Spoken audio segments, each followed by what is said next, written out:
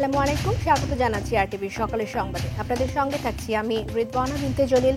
রাজধানী ড্যামরার Amulia model town এলাকায় সেনাবাহিনীর অভিযানে trading corporation of Bangladesh TCB এবং খাদ্য অধিদপ্তরে বিপুল পরিমাণ চাল, ডাল, আটা, তেল এবং 5টি ট্রাক জব্দ করা হয়েছে। বুধবার দিবাগত রাতে সেনাবাহিনীর লেফটেন্যান্ট কর্নেল কামরুল হাসানের নেতৃত্বে এই অভিযানে অবৈধ মজুদ এবং মোড়ক পরিবর্তন করে অন্যত্র বিক্রির দায়ে 3 জনকে আটক করা হয়। আরও জানাচ্ছেন ইয়ার বাদল। সরকারের দেয়া ন্যায্য মূল্যের পণ্য নিম্ন আয়ের মানুষকে না দিয়ে অবৈধভাবে বিক্রি করত চক্রটি। খবর পেয়ে রাজধানীর ডেমরা এলাকায় এ অভিযান চালায় সেনাবাহিনী। উদ্ধার করে বিপুল পরিমাণ পণ্য, জব্দ করা হয় 5টি ট্রাকও। এ সময় 3 জনকে হাতে নাতে আটক করে সেনাবাহিনী। আটককৃতরা দীর্ঘদিন ধরে এমন অবৈধ কাজ চালিয়ে আসছিল। ডিলার ফিলার বুঝি না, নাম বাই নামকে একজন অবশ্যই দিয়েছে। হ্যাঁ, এনে রিসিভ করার কথা। আটক পণ্য নিয়ে ব্রিফিং করে সেনাবাহিনী। 5টা ট্রাক সব মিলে প্রায় আপনার চালের বস্তাই হবে হচ্ছে 2500-এর মতো, ডাল হচ্ছে 1300 বস্তার মতো, আটা 800 বস্তার মতো, তেল হচ্ছে আপনার বেসিক্যালি ঢালা তেল, ড্রামের তেলও আছে, প্লাস ইয়াও আছে। এ বিষয়ে টিসিবির যুগ্ম পরিচালক ও তথ্য প্রদানকারী কর্মকর্তা হুমায়ুন কবির বলেন, জড়িতদের ছাড় দেয়া হবে না। যদি আমাদের কোনো ডিলারের সংশ্লিষ্টতা পাওয়া যায়, আমরা ডিলারশিপ নীতিমালা অনুসারে ব্যবস্থা গ্রহণ করব। আর বাদল, আরটিভি, ঢাকা। এশিয়ার দেশগুলোকে অভিন্ন চ্যালেঞ্জ মোকাবেলা এবং সমৃদ্ধির জন্য নতুন সুযোগ উন্মোচনে একসঙ্গে কাজ করার আহ্বান জানিয়েছেন প্রধান উপদেষ্টা অধ্যাপক মোহাম্মদ ইউনূস। সকালে জাপানের টোকিওতে নিক্কেই ফোরাম এশিয়ার 30তম ভবিষ্যৎ এর উদ্বোধনী অধিবেশনে তিনি এই আহ্বান জানান। প্রধান উপদেষ্টা বলেন, এশিয়ার দেশগুলো অভিন্ন চ্যালেঞ্জ মোকাবেলা এবং সমৃদ্ধির জন্য নতুন সুযোগ উন্মোচনের জন্য আরও ঘনিষ্ঠভাবে একসঙ্গে কাজ করতে পারে।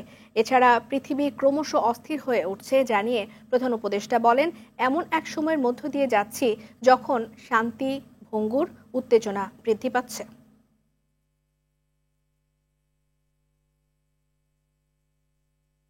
Asian nations can work together even more closely to address shared challenges and unlock new opportunities for prosperity and better life. We need to build a clear path towards a shared future and shared prosperity.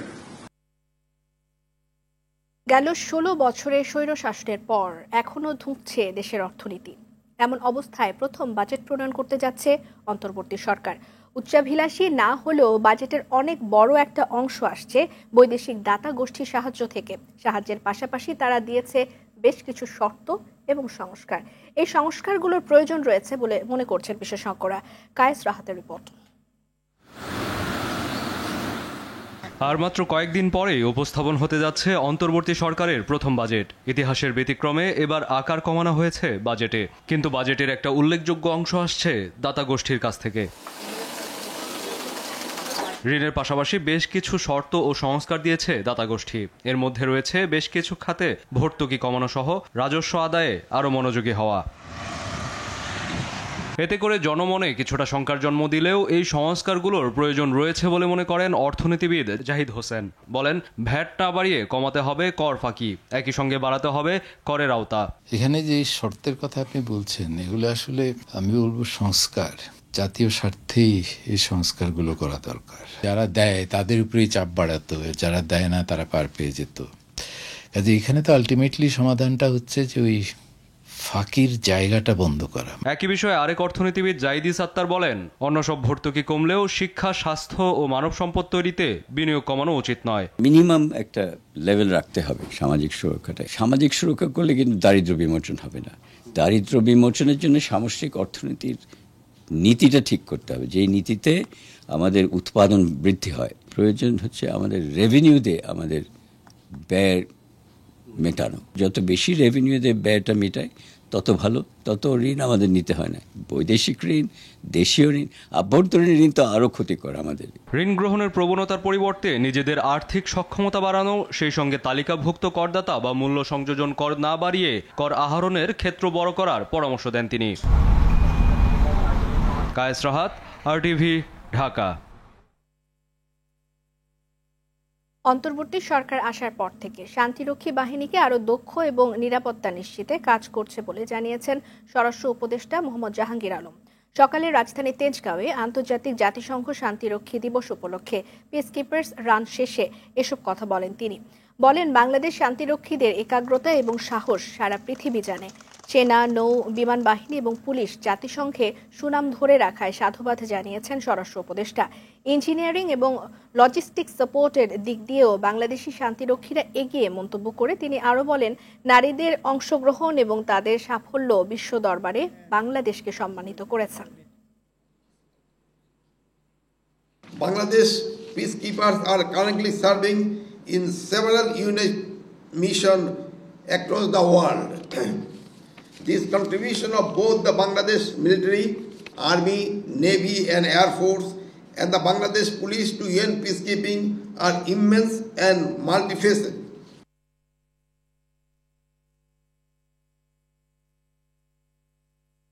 Bangladesh ও Myanmar সীমান্ত রেখায় Arakan আর্মির অবস্থানের ফলে পাহাড় অশান্ত হবার আশঙ্কা রয়েছে বলে মনে করছেন কূটনৈতিক এবং আন্তর্জাতিক সম্পর্ক বিশ্লেষকরা। তারা বলছেন, বাংলাদেশ সীমান্তের মধ্যে আরাকান আর্মির অস্ত্রসহ প্রবেশ উদ্বেগজনক। বাংলাদেশ সীমান্তরক্ষী বাহিনীকে এটি প্রতিরোধ করা উচিত বলে জানান বিশ্লেষকরা। রোহিঙ্গা এবং আরাকান আর্মির নানা সংকট নিয়ে বিপুল দেব রায়ের 4 পর্বের ধারাবাহিক প্রতিবেদনে আজ দেখুন শেষ পর্ব। মিয়ানমারের সক্রিয় জাতিগত সশস্ত্র সংগঠনগুলোর মধ্যে আরাকান আর্মি মাত্র 2 দশকের মধ্যে সবচেয়ে বড় ভূখণ্ডের নিয়ন্ত্রণ প্রতিষ্ঠা করতে পেরেছে। দক্ষিণ চীন রাজ্য, রাখাইন রাজ্যসহ আরাকানের একটি বিশাল এলাকা জুড়ে বিস্তৃত এলাকায় সংগঠনটির ইতিমধ্যে সামরিক জান্তার কাছ থেকে অধিকাংশ জনপদ মুক্ত করেছে। তবে দুই পক্ষের মধ্যে যুদ্ধ চলমান থাকলেও বাংলাদেশের কিছু সীমান্ত এলাকায় আরাকান আর্মির প্রভাব বিস্তার শুরু করেছে। সম্প্রতি স্থানীয়দের ভাষ্য অনুযায়ী আরাকান আর্মির সদস্যদের বাংলাদেশের ভেতরে নিয়মিত আসা যাওয়া তাদের নজরে এসেছে। এদিকে কক্সবাজারের টেকনাফ উপজেলার নাপ নদী ও বঙ্গোপসাগরের মোহনার নাইখাংদিয়া এলাকা থেকে জেলে ও ট্রলার শ্রমিকদের তুলে নিয়ে মুক্তিপণ দাবি করে মিয়ানমারের সশস্ত্র গোষ্ঠী আরাকান আর্মি। এতে করে বাংলাদেশ ও মিয়ানমার সীমান্ত এলাকাটি বাংলাদেশকে এক নতুন সমীকরণে দাঁড় করাবে বলে মনে করছে আন্তর্জাতিক সম্পর্ক ও কূটনৈতিক বিশ্লেষকরা। তারা বলছেন, এই অঞ্চলের অস্থিরতা নিরাপত্তা ঝুঁকি বাড়াবে। এই ধরনের অস্থিরতা যখন থাকে এবং বিভিন্ন বিদেশিদের আনাগোনা যখন বাড়তে থাকে এবং তার মধ্যে যদি নিরাপত্তার বিষয়টা থাকে এবং সেখানে যদি অস্ত্রের আনাগোনা থাকে, তাহলে এই অস্থিরতার সুযোগ সুবিধা অন্যরাও নিবে। এটা না বোঝার কোনো কারণ নেই। মিয়ানমার যদি বিভিন্ন অঞ্চলে আলাদা হয়ে যায়, তার তো প্রতিক্রিয়া প্রতি অঞ্চল প্রতি দেশের উপরে পড়বে, এটা কেউ চায় না। বাংলাদেশের অভ্যন্তরে আরাকান আর্মির অবৈধ প্রবেশের ফলে পাহাড় অশান্ত হবার শঙ্কার কথা জানিয়ে তাদের প্রতিরোধ করা উচিত বলে মনে করছেন বিশ্লেষকরা। বর্ডারে পাহারা দেওয়া, বর্ডার সেফ রাখা, সিকিউর রাখা, রক্ষণাবেক্ষণ করে তার দায়িত্ব। সামরিকভাবে বা যুদ্ধাস্ত্র সহ তারা এখানে এসে থাকে, তাহলে সেই জায়গায় আমাদের চিন্তার কারণ, এবং সেই ক্ষেত্রে আমাদের সীমান্তরক্ষী যারা আছেন, আমাদের আইনগত যে অবস্থান আছে সেটা তারা পালন করা উচিত। সংকট নিরসনে মিয়ানমার সরকার ও আরাকান আর্মির সাথে সাবধানতা অবলম্বন করে বাংলাদেশকে কূটনৈতিক তৎপরতা চালাতে হবে বলে মনে করছেন সংশ্লিষ্টরা। বাংলাদেশ সীমান্তে আরাকান আর্মির অবস্থান ভূরাজনৈতিক দিক থেকে কিছুটা জটিলতা সৃষ্টি করবে বলে মনে করছেন আন্তর্জাতিক বিশ্লেষকরা। তারা বলছেন, বাংলাদেশের প্রতিটি রাজনৈতিক দলকে এই সমস্যার সমাধানে ঐক্যমত গড়ে তুলে কাজ করতে হবে। তা না হলে ভবিষ্যতে এটি ভয়ঙ্কর আকার ধারণ করতে পারে বলে মনে করছেন তারা। বিপুল দেব রায়, RTV, ঢাকা। উত্তর বঙ্গোপসাগরে সৃষ্ট লঘু চাপের ফলে চট্টগ্রাম, হাতিয়া সহ উপকূলের বিভিন্ন জায়গায় বৃষ্টি হচ্ছে। বৈরী আবহাওয়ার কারণে বরিশাল নদী বন্দরে 2 নম্বর সতর্ক সংকেত দেওয়া হয়েছে। এতে অভ্যন্তরীণ সব রুটে লঞ্চ চলাচল বন্ধ ঘোষণা করেছে BIWTA। সকালে বরিশাল নৌ বন্দর কর্মকর্তা মোহাম্মদ সেলিম রেজা জানিয়েছেন, বৈরী আবহাওয়ার কারণে এবং নদী বেশি উত্তাল থাকায় লঞ্চ চলাচল বন্ধ ঘোষণা করা হয়। পরবর্তী নির্দেশনা না দেওয়া পর্যন্ত এই নির্দেশ বলবৎ থাকবে। বরিশাল আবহাওয়া অফিসের দেয়া তথ্য অনুযায়ী উত্তর বঙ্গোপসাগরে সৃষ্ট লঘুচাপের ফলে গেল 24 ঘন্টায় 39.9 মিলিমিটার বৃষ্টিপাত রেকর্ড করা হয়েছে।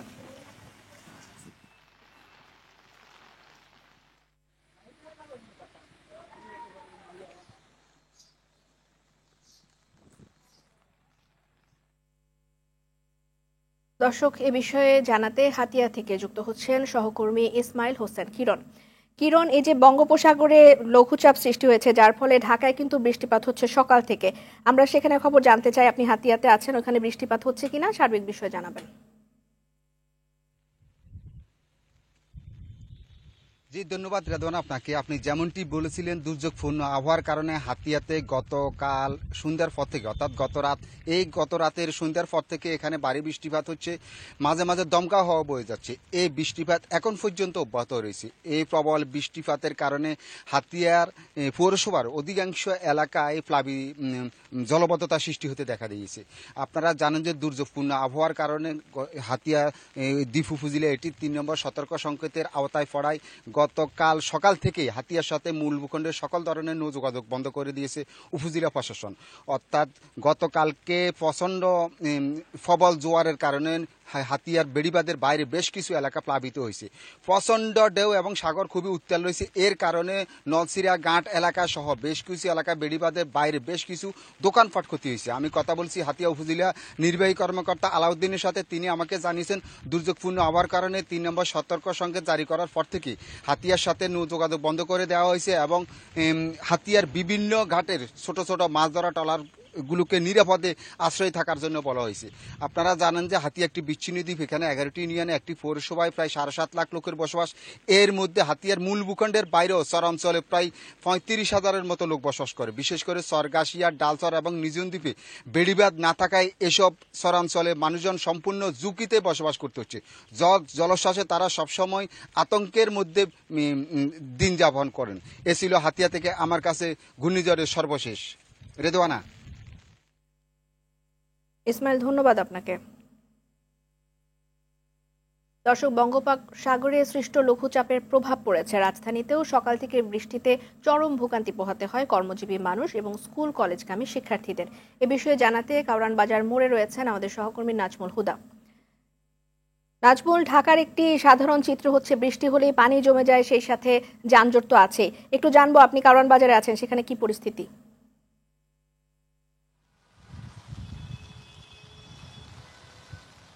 রেদওয়ানা, সকাল থেকেই আজকে বৃষ্টি হচ্ছে এবং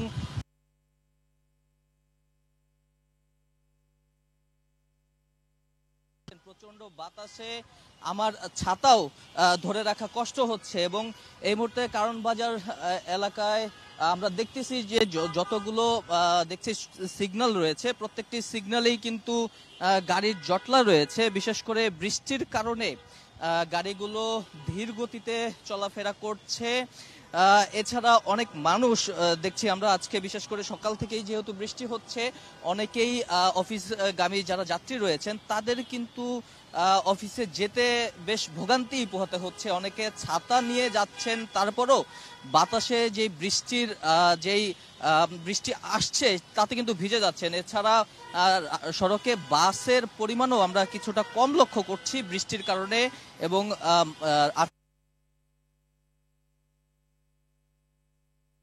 যানবাহনের মধ্যেও কিন্তু প্রত্যেকটি সিগন্যালে, প্রত্যেকটি মোড়ে মোড়ে আবহাওয়া অফিস যে বৃষ্টি হবে সেটি জানিয়ে দিয়েছিল। তারা আবহাওয়া অফিস জানিয়েছে যে সাগরে একটি লঘুচাপ ছিল, সেই লঘুচাপটি নিম্নচাপে পরিণত হয়েছে, যার কারণে আজকে সকাল থেকেই বৃষ্টি হচ্ছে এবং এই বৃষ্টি আজকে সারাদিন এবং আগামীকাল সারাদিন থাকার সম্ভাবনাও রয়েছে এবং শনিবার থেকে এই বৃষ্টি কমতে পারে বলে তারা আশা করেছে। এছাড়া দেশের 4 সমুদ্র বন্দরকে 3 নম্বর সতর্ক সংকেতও দিয়েছে। তো রাজধানীতে সকাল থেকেই বৃষ্টির কারণে বিভিন্ন এলাকায় কিছুটা জলাবদ্ধতাও তৈরি হয়েছে আমরা দেখেছি এবং এই জলাবদ্ধতার কারণেও গাড়িগুলো খুব দ্রুত তারা যেতে পারেনি এবং ধীরগতির ফলে কিছু জায়গায় একটু তীব্র যানজটও লক্ষ্য হয়েছে। এছাড়া যারা সকালবেলা অফিসে গিয়েছেন তারা কিন্তু এই বৃষ্টিতে ভিজেই তাদেরকে অফিস করতে হয়েছে। তো এই ছিল কারণ বাজার থেকে বৃষ্টির সর্বশেষ। নাজমুল, ধন্যবাদ আপনাকে। বিভিন্ন জেলার মহাসড়কের বেহাল দশায় ঈদে ঘরমুখো যাত্রীদের চরম ভোগান্তিতে পড়ার শঙ্কা দেখা দিয়েছে। ঝিনাইদহ থেকে যশোর পর্যন্ত ৪৭ কিলোমিটার আঞ্চলিক মহাসড়কের সংস্কার শেষ না হওয়ায় যাত্রীদের পোহাতে হচ্ছে চরম দুর্ভোগ। এদিকে দিনাজপুরের হিলি বন্দরের সংযোগ সড়কগুলো চলাচলের অনুপযোগী হয়ে পড়েছে, ঝুঁকি নিয়ে চলছে যানবাহন। সড়কগুলো দ্রুত মেরামতের আশ্বাস সংশ্লিষ্টদের। প্রতিনিধিদের পাঠানো তথ্যচিত্রে বিস্তারিত জানাচ্ছেন আব্দুল হামিদ। দেশের দক্ষিণাঞ্চলের সাথে রাজধানী ঢাকার যোগাযোগের অন্যতম মাধ্যম ঝিনাইদহ থেকে যশোর পর্যন্ত ৪৭ কিলোমিটার আঞ্চলিক মহাসড়ক। ২০২০ সালে সড়কটি ৬ লেনে উন্নতিকরণের প্রকল্প অনুমোদিত হয় একনেক সভায়। ২০২১ সালে কাজ শুরু হলেও গত ৪ বছরে ৩০ ভাগ কাজও শেষ হয়নি সড়কটির। সংস্কার শেষ না হওয়ায় দুর্ভোগে যাত্রীরা। প্রতিনিয়ত সড়কটিতে দুর্ঘটনার কবলে পড়ছে যানবাহন। রাস্তার যেখানে সেখানে উঁচু নিচু ঢ্যাক ভাঙা শুরু, এখানে গর্ত, ওখানে খাদ, এখানে একটু পিচ, ওখানে সলিং। ৩ বছর থেকে ৪ বছরের মতো ভুগছি। এই রাস্তাঘাটের অবস্থা খুবই খারাপ, দুর্গতি। আমরা যেতে গেলে দুর্ঘটনার সংখ্যা বেশি। ইটের রাস্তা কখনো আমার জীবন আমি এত বড় পর্যন্ত দেখিনি। উত্তরের স্থলবন্দর হিলির সংযোগ সড়কগুলোরও একই অবস্থা। সংস্কার কাজ শেষ না হওয়ায় চরম ভোগান্তিতে যাতায়াতকারীরা। সড়ক সংস্কারের মেয়াদ ২ দফা বাড়লেও এখনো শেষ হয়নি সম্পূর্ণ কাজ। কাজ করতে বন্ধ হচ্ছে, কোনো কেউ কথার প্রতিবাদ করার লোক নাই। রাস্তার কাজ হচ্ছে কাদো পানি, রাস্তার মধ্যে কোনো চলাফেরার বুদ্ধি নাই। আমাদের সামনে একটা ঈদ, কষ্টের মধ্যে আছে যারা যাত্রীরা আমাদের অটোতে ভ্যানে উঠতে চায় না। শান্তি মতো একটা গাড়ি চালাবো, এটা তো আমরা পারতেছি না। ঠিকাদারি প্রতিষ্ঠানের প্রকল্প প্রকৌশলী তাইব খন্দকার বলছেন, ঈদের আগে সম্ভব না হলেও দ্রুত শেষ হবে বাকি কাজ। রাস্তার কাজ বালির জন্য কিছুটা একটু সংকটের মধ্যে ছিলাম, তো বালি মোটামুটি আমাদের ম্যানেজ হয়েছে। আমরা চাচ্ছি যে যত তাড়াতাড়ি সম্ভব কাজগুলা উঠে নিয়ে আসার জন্য। হিলি থেকে ঘোড়াঘাট ২৬ কিলোমিটার সড়কটির প্রশস্তকরণ, ২৯টি ব্রিজ পুনর্নির্মাণের কাজ চলছে বেশ ধীরগতিতে। প্রকল্পটি দ্রুত বাস্তবায়ন করে জনদুর্ভোগ কমানোর দাবি ভুক্তভোগীদের। আব্দুল হামিদ, RTV। সেবা পেতে ধীরগতি এবং দালাল কর্মচারীর কাছে জিম্মির আরেক নাম ময়মনসিংহ BRTA সার্কেল অফিস। ছোটখাটো সেবা পেতেও গুনতে হয় বাড়তি অর্থ। ফিঙ্গারপ্রিন্টের মতো সাধারণ কাজের জন্য দাঁড়িয়ে থাকতে হয় ঘন্টার পর ঘন্টা। অনলাইনে সেবার কৃত্রিম জটিলতা সৃষ্টির অভিযোগও রয়েছে। ময়মনসিংহ থেকে মোজাম্মেল খোকনের প্রতিবেদন, জানাচ্ছেন সৈয়দা সামিয়া তামান্না।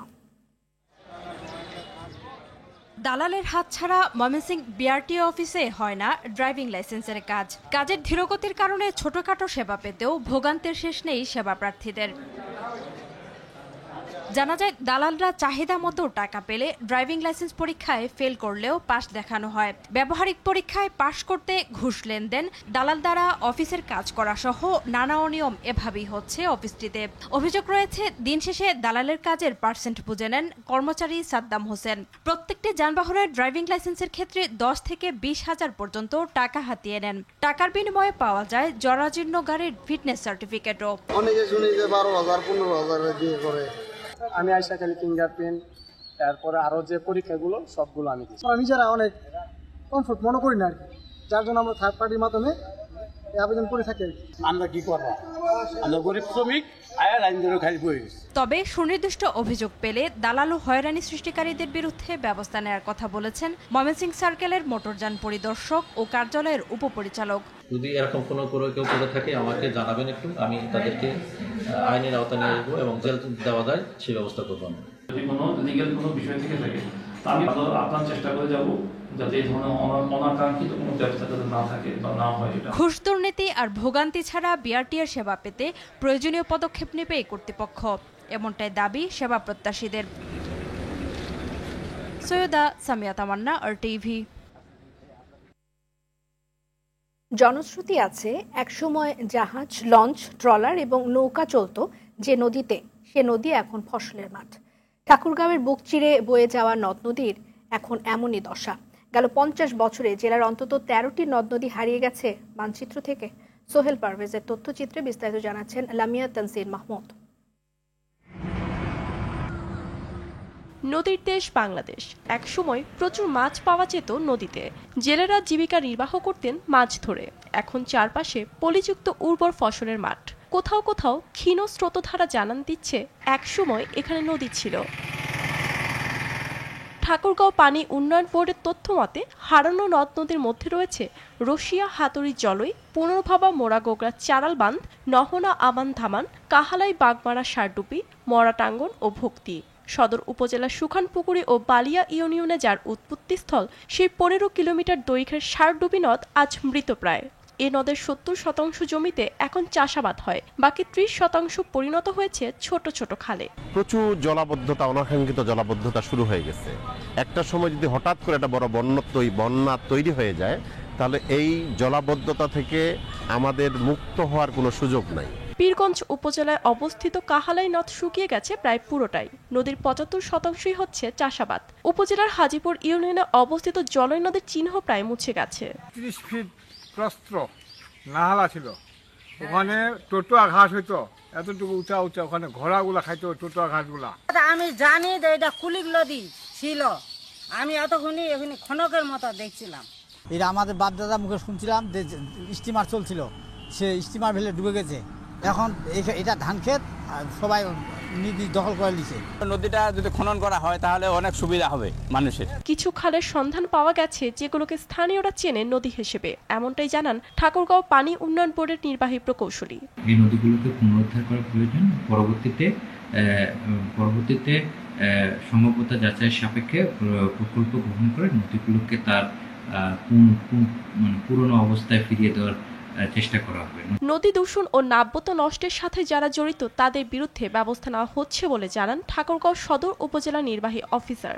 বৈশ্বিক যে প্রভাব সেটার তুলনায় নেগলিজিবল, তো তারপরেও আমরা যারা স্থানীয়ভাবে যারা এই দূষণের সাথে জড়িত বা নাব্যতা নষ্টের পিছনে যারা জড়িত তাদের বিরুদ্ধে আমরা ব্যবস্থা গ্রহণ করতেছি। নদীর নাব্যতা ফিরিয়ে আনতে প্রয়োজনীয় ব্যবস্থা নেবে প্রশাসন, এমনটাই চাওয়া সংশ্লিষ্ট মহলের। Lamia Tangier Mahmud, RTV. IDLC পরিবর্তনের পথে বাংলাদেশ। অক্টোবর 2024 থেকে মার্চ 2025 পর্যন্ত দেশে নেট বিদেশি বিনিয়োগ এসেছে মোট 756 মিলিয়ন মার্কিন ডলার। বাংলাদেশি মুদ্রায় যা প্রায় 9,247 কোটি টাকা। বিগত 9 মাসে বিডা মোট 739টি শিল্প প্রকল্প নিবন্ধিত করেছে। তার মধ্যে শতভাগ বিদেশি প্রকল্প রয়েছে 66টি এবং যৌথ বিনিয়োগ রয়েছে 61টি। মঙ্গলবার গণমাধ্যমে পাঠানো এক সংবাদ বিবৃতিতে এ তথ্য জানিয়েছে বাংলাদেশ বিনিয়োগ উন্নয়ন কর্তৃপক্ষ বিডা। এছাড়া বিগত 9 মাসে বেশ কিছু প্রস্তাবিত বিদেশি বিনিয়োগ মিলিয়ে এসেছে প্রায় 1 বিলিয়ন মার্কিন ডলার বা 12,220 কোটি টাকা।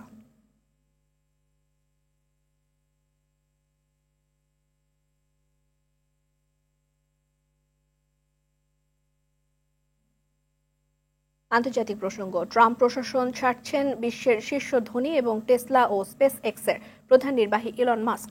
যুক্তরাষ্ট্রের সরকারি দক্ষতা বিভাগের বিশেষ কর্মকর্তা হিসেবে দায়িত্ব শেষ হয়ে আসায় এমন সিদ্ধান্ত নেন তিনি। সামাজিক যোগাযোগ মাধ্যম এক্সে দেয়া এক পোস্টে মাস্ক জানান, সরকারি খরচ কমানোর দায়িত্ব তিনি সফলভাবেই পালন করেছেন। মার্কিন প্রেসিডেন্ট ডোনাল্ড ট্রাম্প দ্বিতীয় মেয়াদে ক্ষমতায় আসার পর 130 দিনের ম্যান্ডেট নিয়ে দায়িত্বে আসেন মাস্ক। গেল কয়েক মাসে যুক্তরাষ্ট্রের কেন্দ্রীয় বাজেট থেকে তিনি ব্যয় কমিয়েছেন প্রায় 175 বিলিয়ন ডলার। সকালের সংবাদ এ পর্যন্তই। মধ্যাহ্নের সংবাদ দুপুর 12টায় দেখার আমন্ত্রণ রইল। ধন্যবাদ সবাইকে।